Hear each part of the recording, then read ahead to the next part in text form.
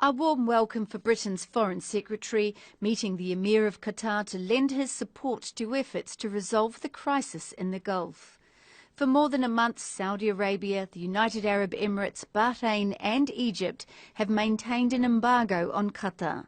Boris Johnson says he believes the dispute can be resolved and backed Kuwait in its efforts to mediate the crisis.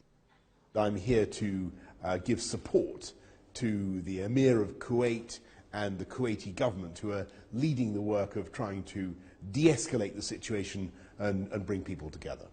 Johnson had earlier visited Kuwait and had also held talks with the Crown Princes of Saudi Arabia and Abu Dhabi.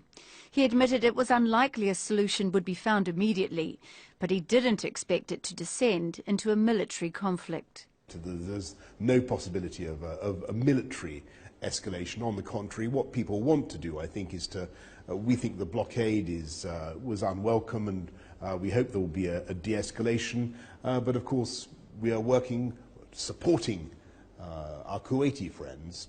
Speaking at the G20 summit, Turkey's President Recep Tayyip Erdogan echoed the view that a diplomatic solution was needed.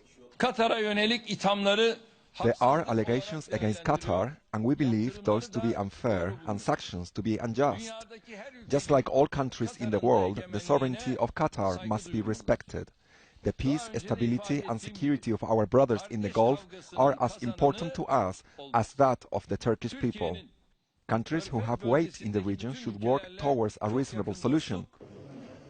The four blockading nations accuse Qatar of funding extremists, something Qatar denies.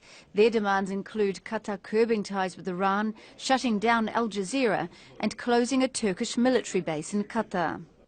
Qatar has rejected those demands but says it's willing to negotiate. On Friday, Saudi Arabia, the UAE, Bahrain and Egypt said they'll now take all necessary measures as and when they see fit.